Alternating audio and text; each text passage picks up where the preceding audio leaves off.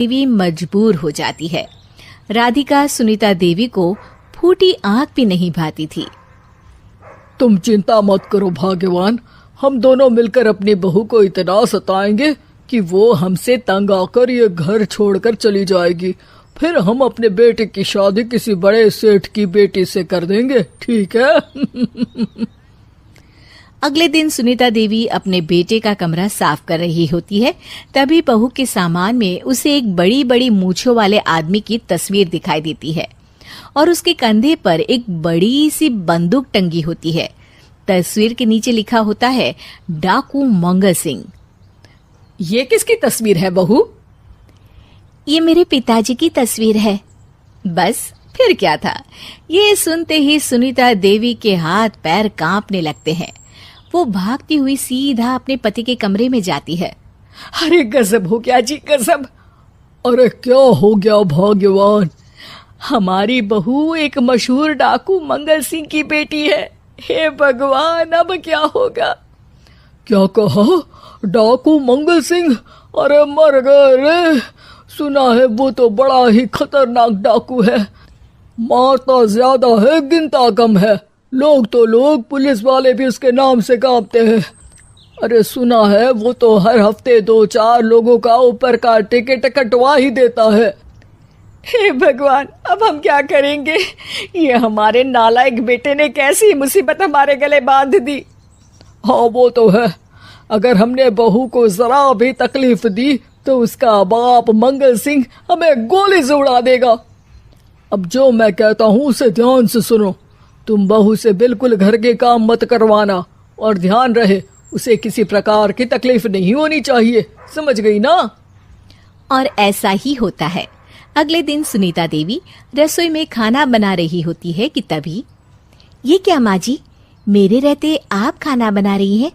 चलिए हटिए, मैं खाना बना देती हूँ। अरे नहीं नहीं बहू, तू यहाँ क्यों आ गई? जा तू अपने कमरे में जाकर आराम कर, मैं खाना बना लूंगी। सुनीता देवी जिद करके राधिका को भेज देती है। फिर एक दिन, अरे फर्श पर कितनी धूल जमी है, माँ जी देखेंगी तो नाराज हो जाएंगी, मैं अभी यहाँ पोछा लगा देती हूँ।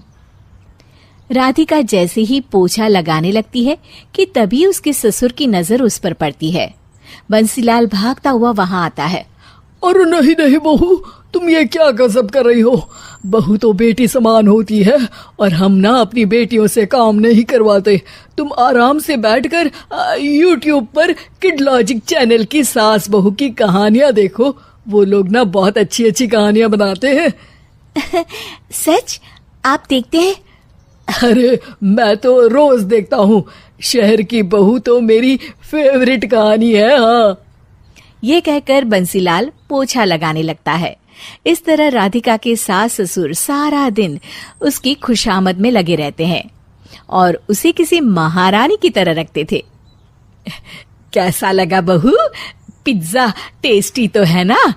अच्छा, मीठे में क्या खाओगी बोलो तो?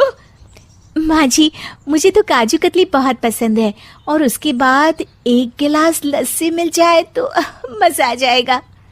ये सुनते ही सुनीता देवी अपने पति को कोहनी मारते हुए कहती है, अरे सुना नहीं बहू क्या मांग रही है? जल्दी से भागकर बाजार जाइए और सब खरीद कर ले आइए। हाँ हाँ भाग्यवान, अभी जाता हूँ। राधिका की तो 5 उंगलियां घी में थी। वो तो अपने ससुराल में मजे कर रही थी। दूसरी तरफ राधिका की सास उसके लिए कभी नई साड़ी खरीद लाती तो कभी उसके लिए नए गहने बनवा देती। फिर एक दिन डाकू मंगल सिंह अपनी बेटी राधिका से मिलने अपने आदमियों के साथ आता है। उन सबको देखते ही राधिका के सास ससुर डर के मारे कांपने लगते हैं। मर गया रे, डाकू मंगल सिंह तो सच में कितना डरावना दिखता है, ऊपर से इतनी बड़ी बंदूक लेकर घूमता है। कैसे हैं समधी जी? क्या हुआ? आप इतना घबरा क्यों रहे हैं और आपको इतना पसीना क्यों आ रहा है? आपकी तबीयत तो ठीक है ना?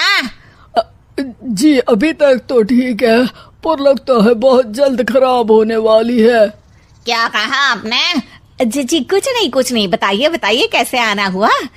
दरअसल आज आपके शहर में हमारी नाटंकी मंडली का प्रोग्राम है, तो इसी बहाने सोचा बेटी का ससुराल भी देखता चलूं।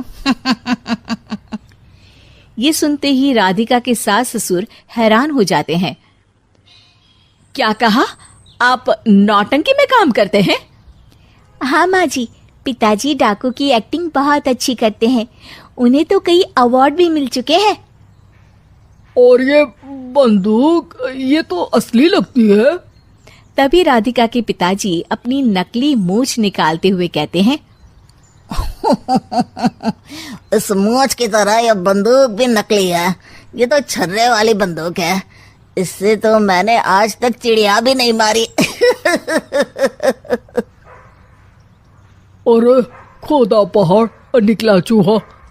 इसका बाप तो मामूली नौटंकी वाला निकला और हम इससे डर कर बहू की नौकरों की तरह सेवा कर रहे थे। आपने सही कहा जी। इसके पीछे मेरे कितने पैसे खर्च हो गए और काम कर करके मेरी तो कमर टूट गई सो अलग। अरे बहू, तूने अपने पिताजी के बारे में हमें पहले क्यों नहीं बताया? राधिका मुस्कुराते हुए कहती है, आपने तो कभी पूछा ही नहीं ना माँ जी।